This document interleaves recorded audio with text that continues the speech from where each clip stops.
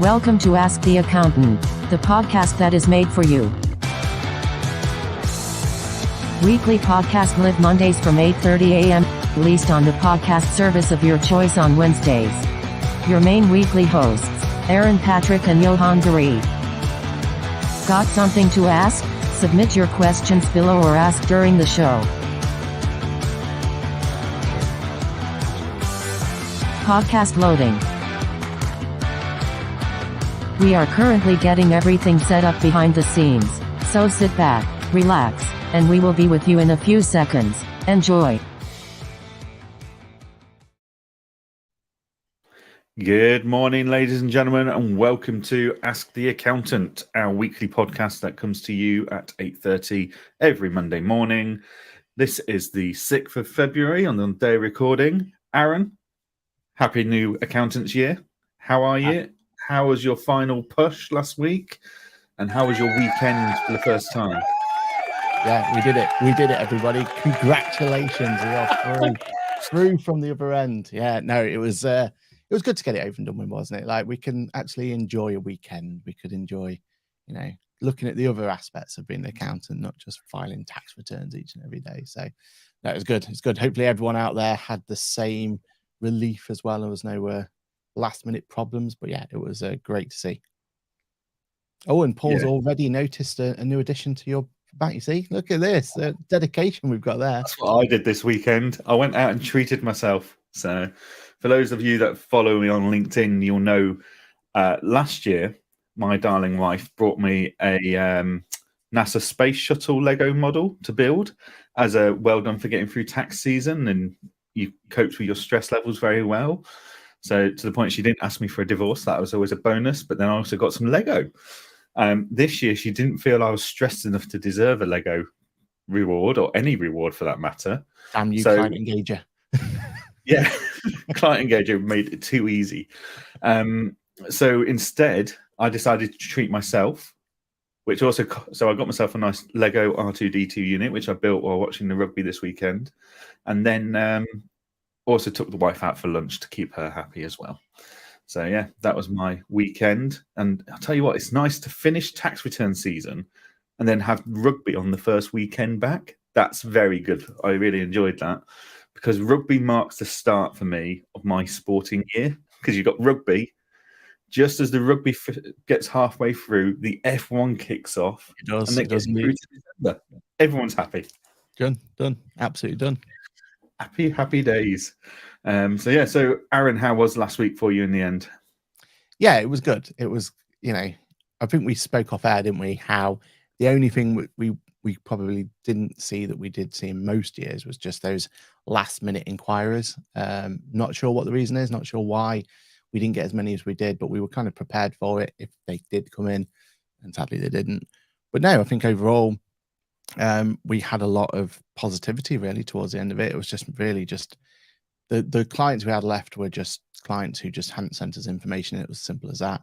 And when they did send the information, we just processed it and off it went. So yeah, it was. I don't know what people were worried about really.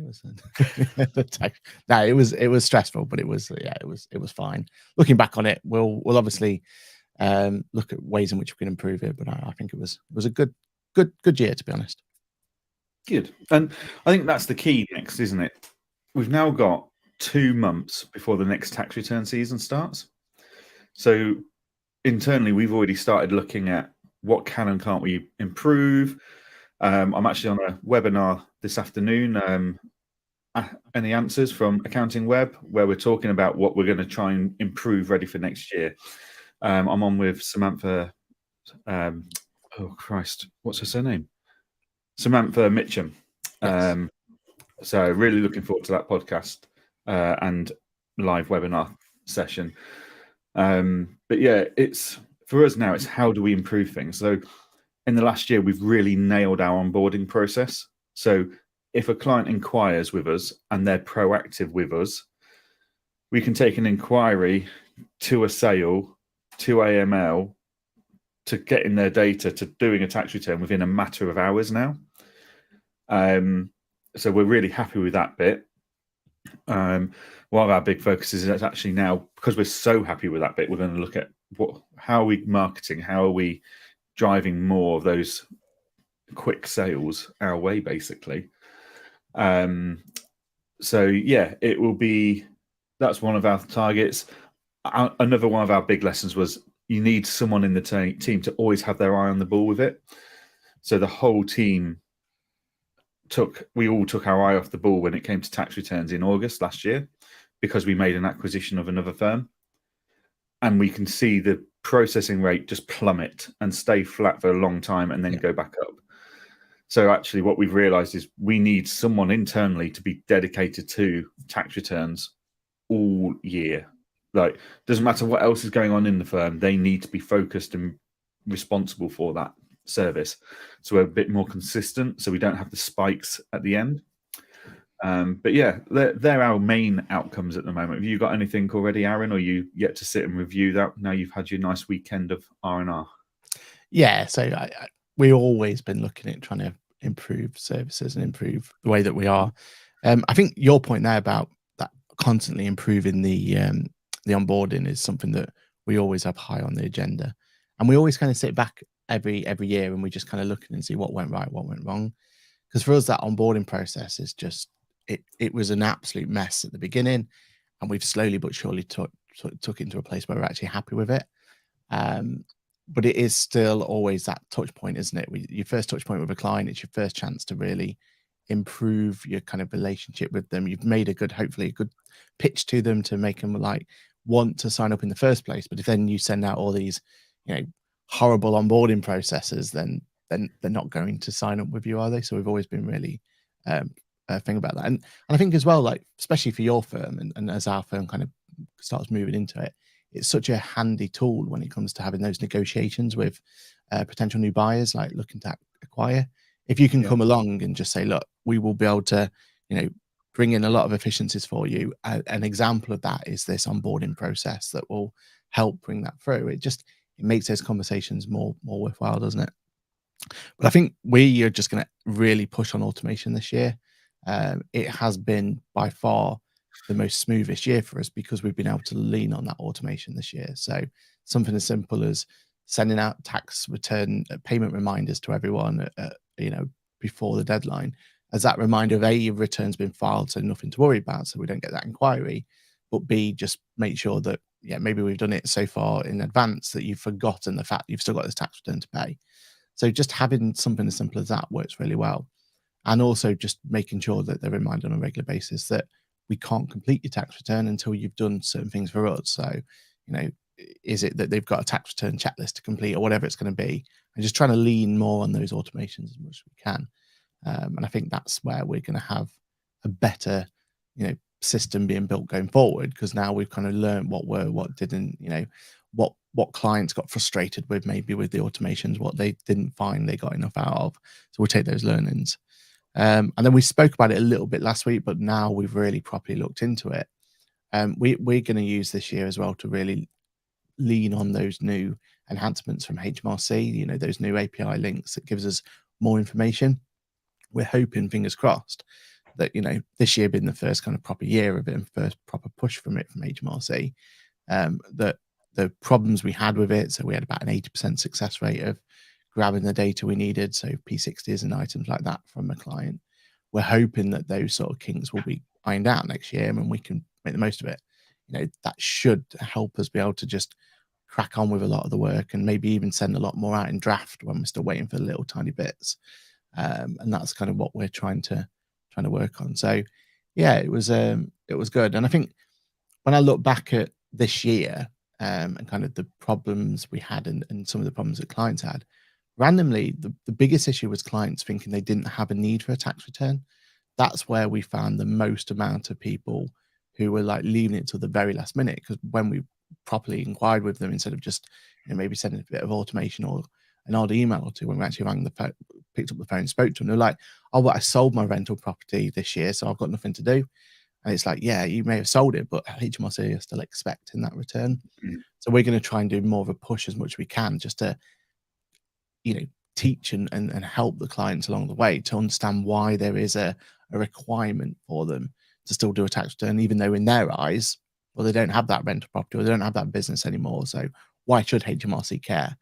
So I think we just got to do a bit more of a support network, if you like, on that one. So yeah, it was an interesting year, and I think, you know, now that MTD has been pushed back, and we're going to have more of these for the next X amount of years, and I think it's very, very important to make some learnings on it, isn't it? Yeah, definitely agree.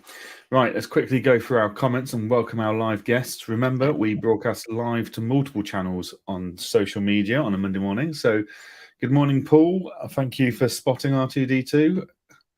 You built a Razor Crest over Christmas. Fantastic. There's some really cool Lego models out there at the moment. I had far too much fun in the Lego shop amongst lots of small children who were just getting in the way, quite frankly. We need like an adult section where there's no kids allowed to run around and jump in and out, pulling things off shelves. So, yeah. Good morning, Mr. Crummy. Mr. Crummy, I can see you've asked some questions later on. We'll get to those for you. Morning, Ashley. Happy Monday. Tax returns nailed. Good morning to everyone that's on here. That's lumineck. Loads of comments coming in. Paul's signed up to a virtual phone system and working on revamping his website in the past week. Fantastic. Great bit of getting ready for the next big push, Paul. Well done. Yeah, that whole virtual phone system will completely change the game, doesn't it? Yeah.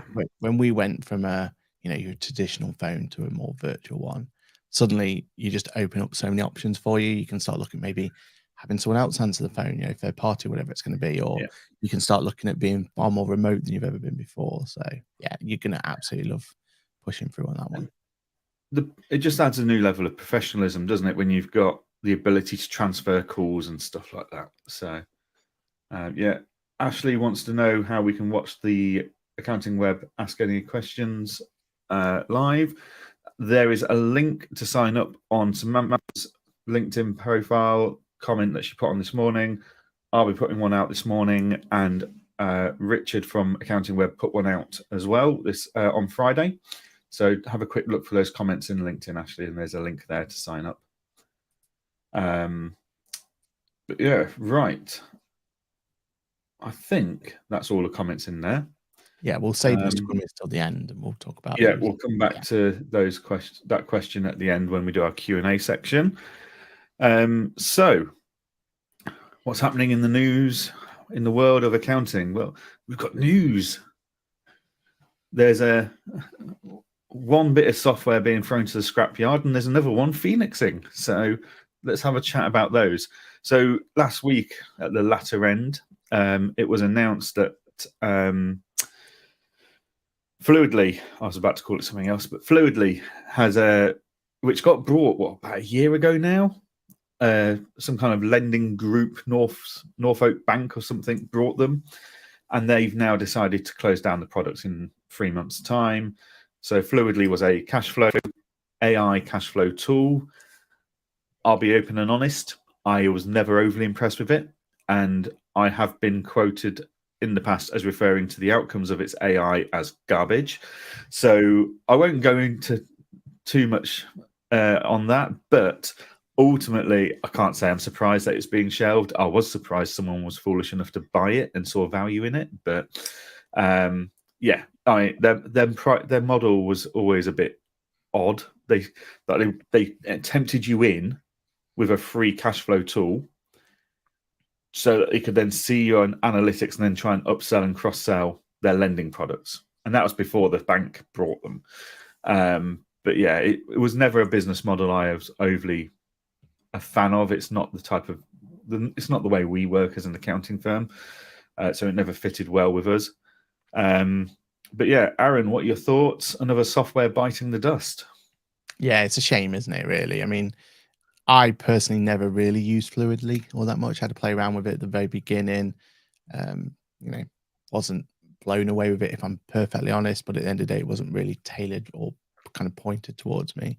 I think the only frustration is, and the bit that I kind of looked on a little bit, is this whole idea that cash flow tool boom tapers off. So the kind of idea here is that, well, there is a bit of a flux in the market at the moment when you think about how many cash flow tools are there, that there was always going to be one casualty at some point. But it is a shame that this doesn't seem to be, or at least we've not been able to actively see the kind of the next step in where cash flow forecasting can be. And you really need these ones competing with each other to keep building them up and building them up. I suppose the problem with this one, with Fluidly itself having that free tier, was its direct competitors was QuickBooks and Xero themselves with their built-in solutions, and Sage, I'm sure, has a built-in one now. Now they've got Futurely as well, haven't they? So, you know, if you're kind of going against quote unquote free ones, and that's what you're up against, even though we've got our criticisms for what those, you know, QuickBooks and Xero ones are, because they're not fully fledged cash flow forecasting tools. They're kind of an entry level drug, as you like to call it, you know, time and time again, you know, and that's fine. Like they do what they need to do, and they give us as accountants tools to have conversation with clients, and they give us as accountants tools to kind of do simple predictions and helpful scenarios for clients.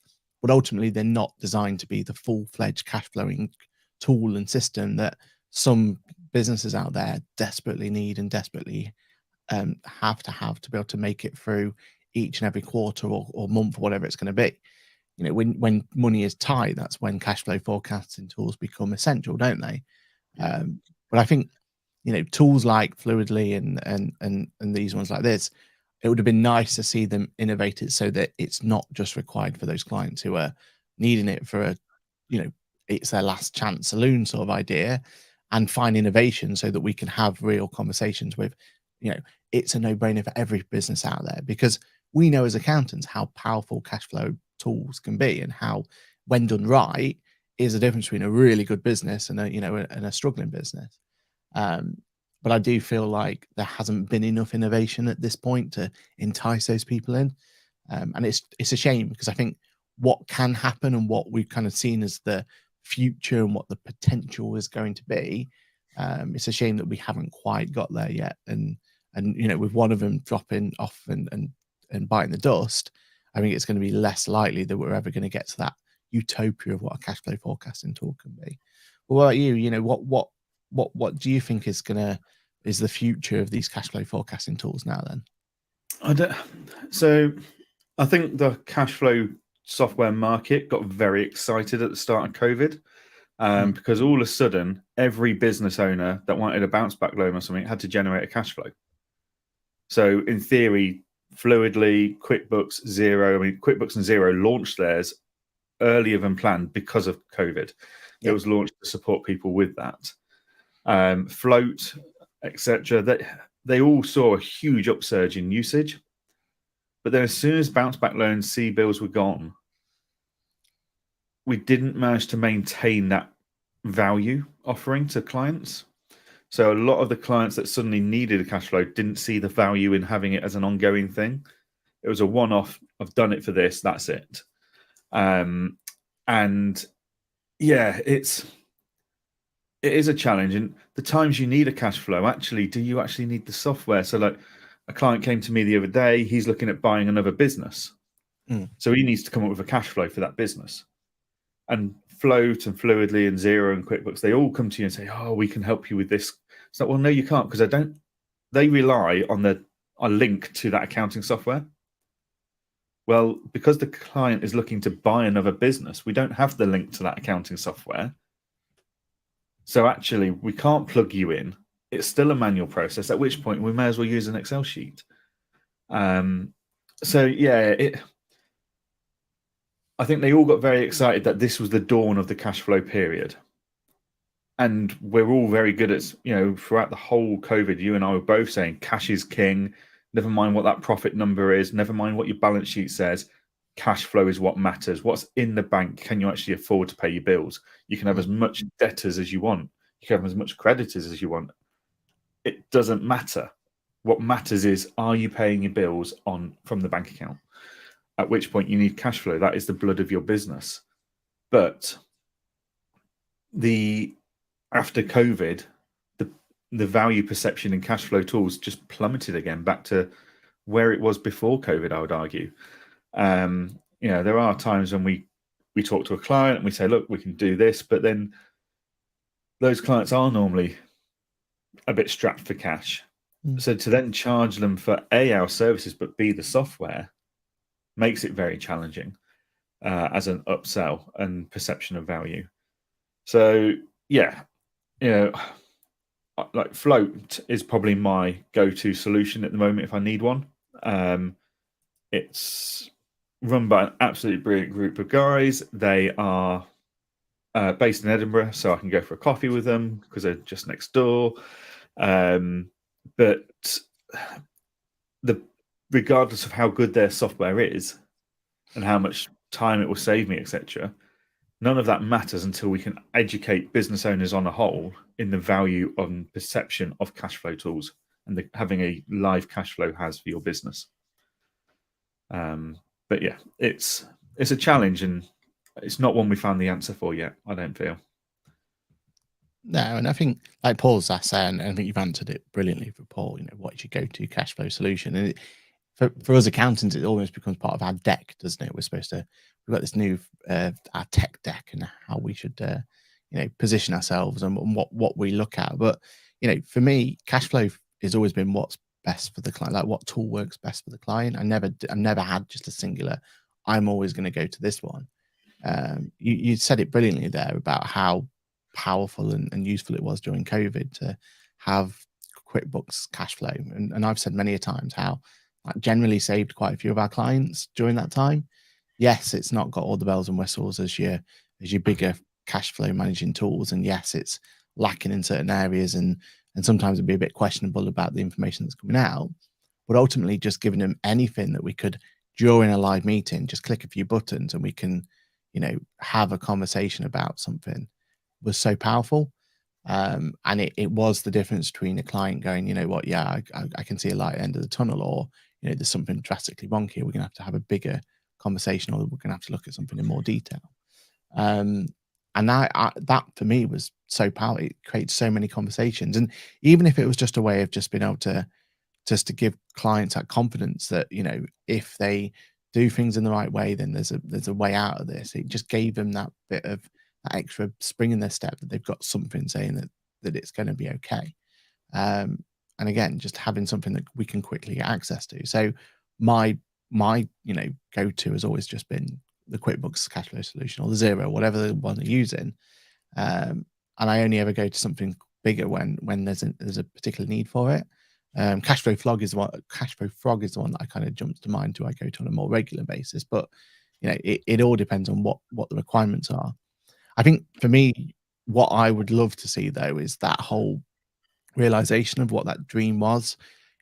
I don't know if you remember seeing the video and everything of how cash flow could be implemented in the like of QuickBooks, where it's not just looking at your cash flow forecasting as a number, but it actually then had action points there. So maybe you can move your, when you're going to pay a certain bill from one place to another, and then it'll activate and it will action that your cash is coming in on a certain date. So that's when you want to make the payment to your supplier or whatever it's going to be. And that's the AI that we want, isn't it? Yeah, exactly. Like Fluidly kept talking about AI powered. And they would look at your invoices and your ins and outs, and they would predict what's going to come in when. Well, 9 out of 10 times they got it wrong for me. So actually, I'd rather they'd have invested their time in AI coming up with suggestions like, if you move this bill by 7 days, you don't go into your overdraft. That's more powerful to me, because that comment I can ring my client and look amazing about. Exactly. And being able to then action it, directly in there. It is at the moment a bit of a, you roll the dice and hope for the best, and you're hoping that the predicted information's correct, and and you kind of being useful, finding that useful, but having an opportunity to move things around and actually action it directly in product for me was so powerful. I think the fact that, as we now know, that QuickBooks cash and stuff doesn't seem to be coming to the UK, so we've probably lost out on that functionality. But I do feel like that's where maybe there's a potential for someone like a cash flowing tool to work with the likes of Cresco or someone to kind of build that solution outside. I think that's what ultimately I'd like to be realized, so that we can see if there is any legs in that sort of idea, because it sounds amazing, doesn't it? Like you said, it sounds like an opportunity for us to wow clients and everything else. But I do think it's something that would give cash flow that next step and that next opportunity to be relevant again without having the need of a global pandemic to really push it down our faces. So yeah, let's hope that the kind of good that came out of people seeing cash flow again and seeing it as an opportunity means that we're not going to stifle the kind of innovation that's in that area. Yeah, no, definitely. Cool. So that's the one that's bitten the dust. The one that's phoenixing, raising from the dead. Connect 4 is coming back, people. So it was, I got an email a few weeks ago saying that it's coming back. Someone else is taking it on as part of their product suite. And they were asking if I wanted to go back. It's like, oh, it's a bit late now. I've already told my clients we're not using it. I can't then turn around and say, oh, we are now using it. I think the timing issue was a bit of a challenge for them there. But Andrew Jordan, who created Connect 4, whose brainchild it was, announced on LinkedIn last week that that's official. Connect 4 has been salvaged and will be continuing to run. So it was probably offline for 6 weeks, maybe, officially. But yeah, so someone has seen the value in that and has decided to take that back, take it on and grow it. I believe the company that's taken it on is adding it to a suite of other plugins they have for practice management, basically. Let me just have a look for the name.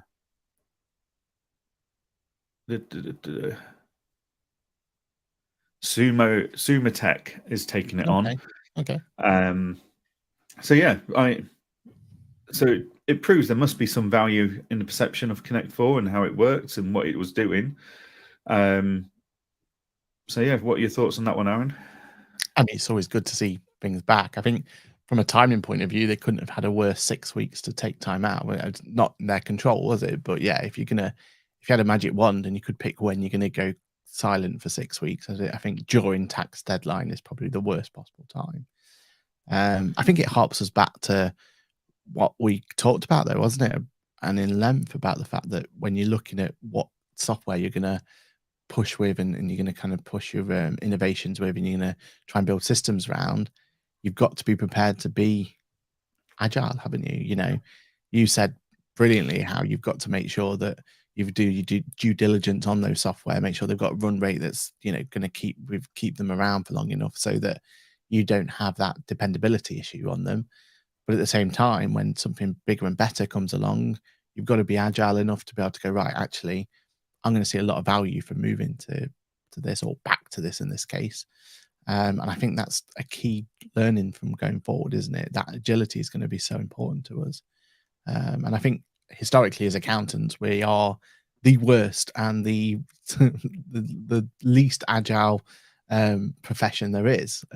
Probably lawyers may be worse, but I don't think there's many others that are worse at we don't like change. Exactly. So yeah, let's hope we will get some learnings out of this, because I like the product. I think the product's brilliant.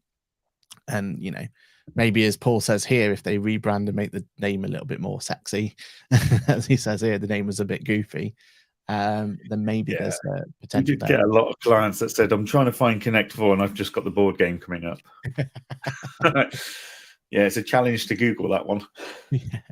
Yeah. I mean, you could have a game of Connect 4 during your client call with them. I mean, that is could be a nice way of what you call it, wouldn't it? Yeah, engagement, isn't it? So tell you what, if you beat me at Connect 4, you can have a discount on your services going forward. Oh, geez. Yeah, maybe not. I wasn't very good at Connect 4. So that could cost me quite a bit.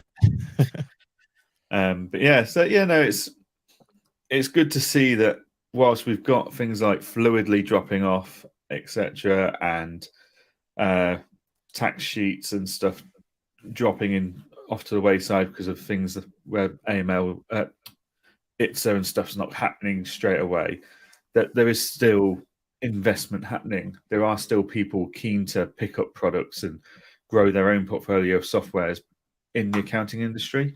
So yeah, I think overall it's good news for the industry that it's continued. It's just a shame I do wonder how many users that dropped off that won't, like myself, won't be going straight back to them. Yeah, And it's how important. much of an impact that has on the business model that the buyer thought they had. Yeah, because like you've said, I mean, there's such a buy-in for clients, isn't there, when you chop and change something as vital as that? I mean, if it's going to be the solution that is going to ultimately be your communication tool with them, it can be the best tool in the world, but you've got to put a lot of work in to get that implemented. You've said plenty of times, haven't you, how brilliant. I forget the name of the service you use, but the chat service you use with your clients. Teamworks. Teamworks, exactly. Brilliant piece of software, but that's a lot of work at your end to get that implemented to all your existing clients. New clients, not a problem. So I think we need to figure out that better for going forward, haven't we? So how do we, literally it's a plug-in to an existing service to help you actually move that on. We learned that from day one with everything that was going on with the world of OCR technology. So the idea of receipt capture versus auto entry versus whatever solution you wanted to use back then.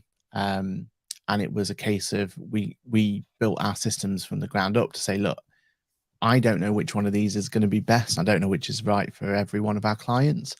So let's make it so that we don't need to worry about what's best or what everything is. Let's own that whole process from start to finish. So what we do is we make sure that clients don't email to those individual products. They still email to our bills solution. So we call it bills@boffix.com. And then when a client goes to there, then our system will go, right, which one are we deciding to use now? And we treat it as a triage and an opportunity to have a tap, and we can move it to whatever solution we are. I mean, these days, most of them will just go back into QuickBooks through receipt capture, whatever it's going to be. But the only reason we're able to have that is because we've been able to build the systems in mind to go, right, let's take a step back and let's look at it from a holistic point of view and look at it down there. I think we've got to find a way, and maybe that's where the gap in the market is for the practice management solution or whatever you're doing, to be able to own what it is, what communication elements you are. Because I think if they can make it easier for us to maybe move and be a bit more agile, then we will be more agile going forward. So I think we've just got to think of a way to make that more appealing for for accountants going forward. So yeah, fingers crossed we can use this as a way to kind of open our eyes a little bit. Yeah, no, I completely agree. It's and what you've done there with your bill capturing idea of having a generic email that everyone emails into, and then you control where you funnel that information from there. That's really, really clever. And it's something we're looking at is, right, we might want to swap around our softwares, but how can we keep a consistent point of contact with our clients? So, we're unlikely to move from Dex. We love Dex, but, would we have been better off having a web page where clients go and click on join meeting or join with each client manager or something, and we can then decide whether that's powered by Connect4 or Teams or Zoom or whatever we're using at the time, and the client just knows, I just go to this web page and click this button for my meeting and get let into the meeting room, and go from there. Well, the tip I would say to that, and the one we learned, is use something like Linktree between hand. So all Linktree is a solution where you have one URL, one link that you put out there, but then you can control where that link goes to. So great example of that idea is that if we've got any meetings or any, if we're doing any sort of marketing push or anything else, we always just have that consistent Linktree. That consistent Linktree is Linktree-Boffix. And from that area, then we can then push people where we want them to go. So they'll click on that, on any piece of information we've sent out, and then they can book a call with us, or they can look at our website for more information, or they can go to our store, or whatever they want their next step to be. And then we're in control of that. And if we were going to make a change to the software, like you're saying there, to booking the calls or something, we make the change in Linktree, knowing that every other link or every other piece of content we've got out there has already got the correct link and is pushing to the correct place. We're in control of that. So I highly recommend looking into something like Linktree. Squarespace now do their own version. There's loads of solutions out there, but always have that ability to control where your links are going, so that you don't have to go through and change every social post you've ever done or whatever it's going to be. And then you're in control of it. And even just your website, even if it's a the website to book a meeting is a link to XYZ, go straight to the same link tree. And you also get all your stats and figures as well. It's amazing to see how many, where people are clicking from and where they're going to and what's the most popular and all that sort of stuff. That really helps us kind of build and concentrate what's our important bit. Where when we're talking about onboarding and what's working and what's not, well, we can see straight from this link that, well, people are clicking through here and they are interacting with this aspect, but they're not touching the store, for example, or whatever it's going to be. So how do we improve that sort of thing? And it gives us some data to actually work with our onboarding process. Yeah, I think that's really clever. I will be having a look at Linktree myself. I've had a quick look at it, but I've not thought of it as a landing page and like a control hub for everything to go to. So that's, I like that. Like even last week, someone managed to book a meeting with me at 7:30 p.m. on a Wednesday night, like using a link to an old meeting that I don't even know where they found this link, but they did. Exactly. But hey, that's why you don't turn those links off. You just forget about them instead. Would it be nice to know when you're going to get a meeting? Wouldn't it? Yeah, that's it. So, but yeah, it's really powerful. So, that's brilliant. Okay. Another topic that has been discussed in the accounting world this week, which is very on trend considering the global news, etc., is crypto regulation. So the UK government has put together some proposed legislation to legislate and monitor and keep cryptocurrency companies in check, basically, in the same way that any other current financial products are kept in check. And rightly so. These, people are investing into these things. They shouldn't be able to just be run by cowboys. We've already seen them millions and billions of pounds and dollars lost because of collapsing cryptocurrency companies where they were using QuickBooks to run their accounts. And when you look at their accounts and what's actually happening, they were just completely out of touch and they didn't have the right things in the right areas and stuff. So, it's a financial institution that is cryptocurrency, so it needs to be governed appropriately and legislated against appropriately. But from what I'm reading, the government seem to have been and done quite a good job with this policy, believe it or not. Like there's praise for their work. I can spell you. I can tell you spent all weekend just playing with your sounds effects, haven't you? On that? Trying to add them in for once. Yeah, exactly. Yeah. So basically, the government is proposing that they will cover all crypto types, whether they're tokens, whether they're the Bitcoin, whatever it is, and they will all come under a regulation umbrella, which will help protect the public and investors from cowboys, etc. I mean, as much as legislating anything can help protect people from these things. I spoke to someone last week who'd somehow been conned by a alleged liquid insolvency practitioner. Okay. They'd been introduced to this person. They had a Zoom call. The person showed them this website of a genuine liquid insolvency practitioner company, and then disappeared with $2,500 of their money. And it's like it turns out they never had any association to this company's website who they showed, and with things like that, there are the government website lists who is and isn't, or who is a registered licensed insolvency practitioner, but I think people just don't know to look for that. They don't, they're being preyed upon when they're quite vulnerable, I suppose. And there's a lot of people selling the dream of the crypto world, and regardless of whether you agree or believe in cryptocurrency and whether it will or won't work for you, that's neither here nor there. But there's a lot of people that have been led to invest into it blindly. So legislation from that point of view, in my opinion, is well needed and well justified.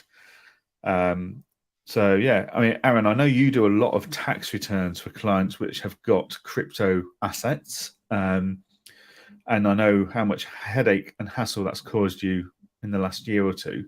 So, what would your hopes of a crypto governance and regulation be?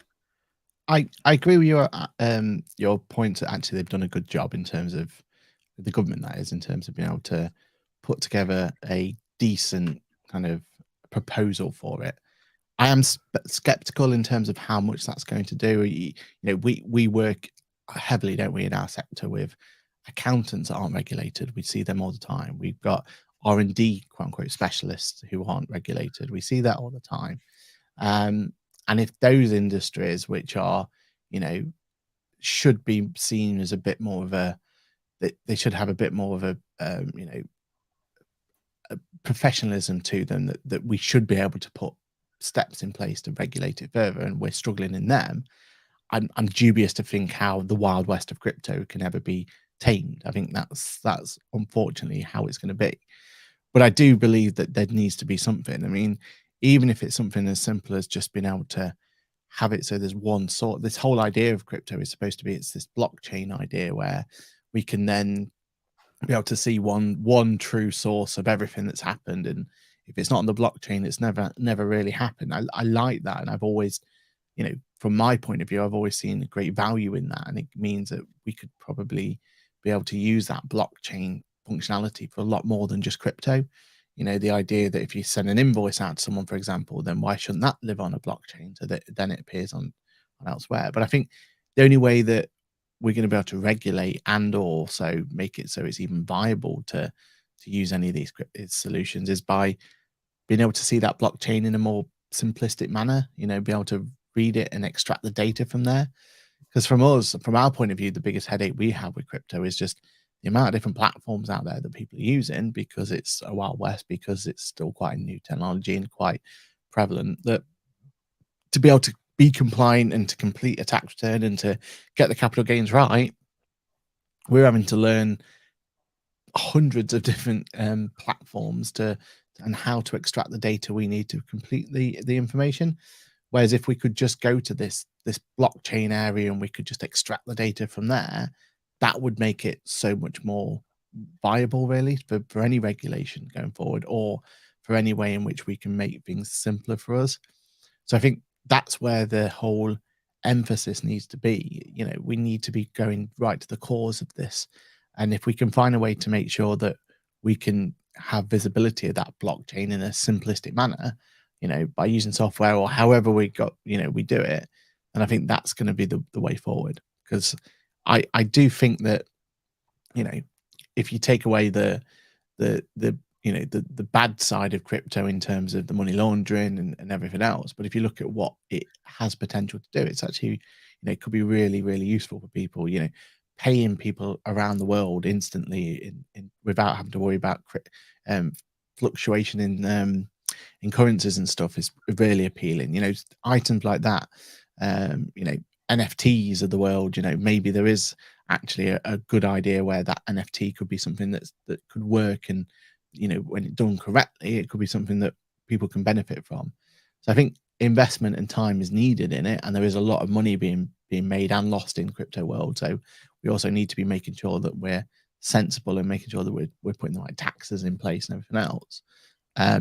But I do think that the only way that's going to happen is if we find a way to be able to look at the true source, so that we can then actually, whatever regulations we put in place, whatever standardizations we put in place, we've actually got a chance to even fight it. So yeah, I'm skeptical of it, but yeah, hopefully, fingers crossed, that someone out there can come up with a solution, because it's the only way I think we're going to be able to make this work going forward. Yeah, no, definitely. I mean, if anything, with all the money laundering, everything that happens in cryptocurrency, I think that just shows more the dynamic and adaptable approach criminal groups take to, there is a book out there about running your business in the same way cocaine gangs run their business, because they're so adaptable, they're so adjustable. Yeah. They're constantly looking for the next way to get that product into the country, or to move their money around. And there's a whole ethos there that actually get rid of the illegal contraband and stuff. But if you take that mental attitude and approach to continuous development and continuous improvement, there's actually a lot to be learned from those people, and they're quite entrepreneurial in a way. Yeah. It's just not legal what they're doing. So yeah, I think crypto's got a place in the world. I think it's more than just replacing investment in stocks and shares. It could power payments. It can do all sorts of stuff. Unfortunately, with any of these new things, the bad and the ugly get into it first, and they cause a bad reputation and deliver untrust and stuff like that. So if the government can regulate, I mean, these are just proposed legislations. How much of it actually comes through and when it takes effect is a very different matter. But yeah, I think any step in that direction where we can help protect people from losing their lifelong investments. I mean, students come out of university with enough debt, but you then read about students that have invested, another 10% of their annual of their university debt into crypto, and they've lost it. So like, there's one student, they'd lost £5,000, and people that are investing their pensions into it, and now that's gone bust because someone was maintaining the accounts on a QuickBooks account when it's a multi-billion-pound company. Like it is a wild west out there, and anything we can do to help tame that and make it a bit safer, I think, is a positive step. But I suppose the same could be said about stocks and shares, though, hasn't it? I mean, because we've gone through a bad couple of months and a couple of in a year or so, it's people have had the same stories through them. So yeah, if we can't tame stocks and shares, and we can't make that something that can be more or less volatile, then I don't know how we could ever do it for crypto. I think that's where the skepticism comes out, isn't it? Yeah, it certainly requires a lot more. It's not like you're looking after the sterling or the dollar. You are looking at a product that is worldwide. So there's got to be agreements within governments on how we deal with that, which makes it even more challenging because these governments don't agree at the best of times. Right. Shall we go on to... Paul just had one final bit. I think where anything seems too good to be true, the general public are just skeptical, whereas criminals are willing to risk on the change of a quick win. And yeah, right, isn't it? And like Jan said, maybe we should be learning a little bit from, again, less the criminal side, but more the entrepreneurial side of that. Yeah, definitely. Cool. Right, let's go back to Mr. Crummy's questions. Yep. So, Aaron, question for you. It's my first year of trading, and the question is regarding stock. If I buy 100 items at an auction and sell for, say, £100, so nice easy maths, we like this, Mr. Crummy. I sell 50 of those items in my first year for £2 each. How do I count for this? Do I claim the full £100 cost price, or what about the remaining stock in my second year? Go for it. So for me, this is where software helps massively, because this is one where it does becomes a bit of a headache. So if we're going to look at the principles of what should happen, is you've got to be thinking of what's called an accrual basis. So the simplest way of thinking about that is every time you sell an item in any form of business, then for you to be able to claim an expense against the item, you've got to have made it against that sale. So the simplest way of looking about that, if I've sold something for whatever amount it is, then that's the year in which I should then be able to claim for that cost for it. And the only reason we worry about stock and moving stock around from one year to the next and everything else is to try and bring it all in line with that whole accrual basis.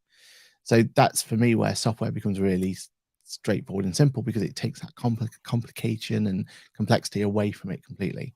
Something as simple as QuickBooks means that when you actually buy those items in, then it will only actually appear within the correct year for you automatically through the stock system within QuickBooks itself.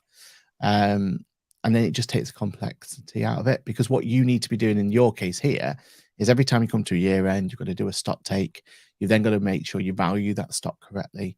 And then technically you then need to provide for that stock in the account so that it can get carried forward from one year to the next. and it does become really complicated and a lot of big time sink as well, because you're then going to have to make sure that you're valuing it at the right time and you've counted for it correctly and all sorts of things.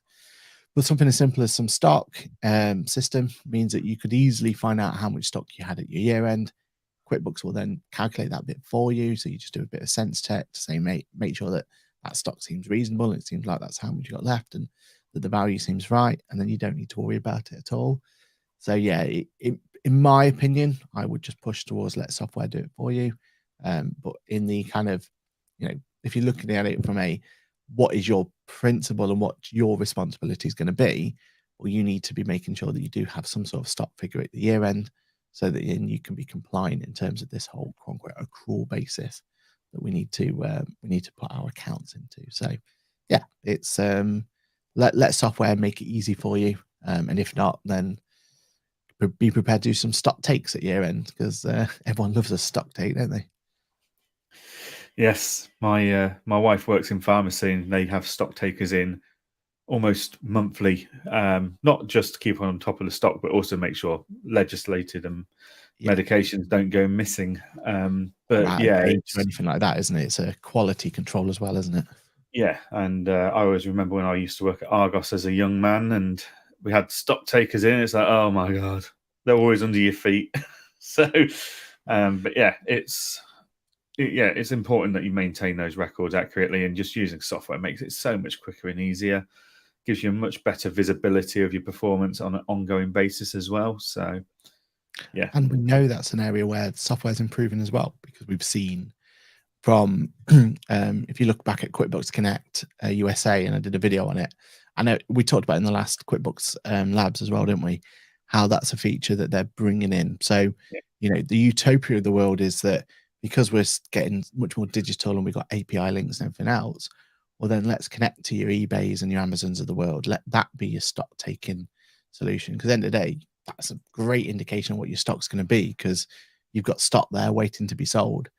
You may have a big death pile of stuff you've not yet listed, but again, QuickBooks can try and pick that up for you, and they try and have that in there. So yeah, let's kind of use software to push for them, especially when your margins, in your sort of a example like that, you want to be kind of making it as efficient as possible to maximize your profits. Definitely. Well, that brings us up to about the end of our show, people. That is best part of an hour gone already. So, Aaron, what have you got coming up this week? What would you like to plug while you're here? Well, we're off to London, aren't we? We're actually going to go see the mothership. Going over to Victoria. Yeah, going to Victoria. Gonna go into the QuickBooks HQ. Hopefully have an opportunity to give our opinions on what's going on in the world of QuickBooks at the moment, and hopefully steer some of the conversations in the right direction. So looking forward to that. And personal plugs, video wise and things like that. We're really looking at the moment of trying to find ways in which we can plug that understanding gap. So as I said before, about people not fully understanding why they still have a tax return to do. So yeah, we've got videos on that sort of element going forward. What about you? Any enhancements or anything you want to plug for Client Engage or anything? I'm just trying to keep up with the development team at Client Engager as they put stuff out. I need to do videos. So yeah, there was 2 videos last week. I think I'm going to probably have a few more this week. But yeah, just constantly developing at Client Engager. So if you need a practice management system that looks after you from day one of your practice, then get involved. But yeah, no, I'm all over the place this week. So I've got Accounting Web Live today. Wednesday, I'm doing a live stream with Bev at Iris about how to get your practice running without you. Then on Thursday, I'm at QuickBooks. Then yeah, I'm hoping Friday might be a quiet day in the office, but I don't know if I'm going to achieve that. So we'll see. But yeah, it's a busy week ahead. I think actually it's a start of a busy 5 weeks looking at my diary. So yeah, all good. It seems to be this, it was like this kind of few days, wasn't it, that we had after the January deadline. Definitely for us, we had a bit of a chance just to kind of recharge the battery sort of things. But yeah, if I look at the calendar now, it's worse, if not, on par with what January was itself. So that's good. Might not have as many deadlines to get done, but Christ, have I got a lot of meetings and phone calls and Zoom calls booked in. Exactly. Booked out, which is good to see, isn't it? Yeah, that's it. Brilliant. Well, thank you very much for everyone that's been listening. We thank you for your live comments, etc. Remember, if you're listening back to this on the podcast that releases on a Wednesday morning, then why not join us on YouTube, LinkedIn, Facebook, even Twitch? We're there as well. And ask your questions, get involved, get your input in the conversation. And we love having people like Paul and Ashley who give us their insights on the topics that we're discussing. It just makes it nice to be taking other people's views into account that aren't just mine and Aaron's. So yeah, if you're listening back to this on the podcast, please get involved, and we will both see you next week at 8:30 on Monday morning in the usual places. So thank you and goodbye. Goodbye, everyone. Have a great weekend or week And weekend.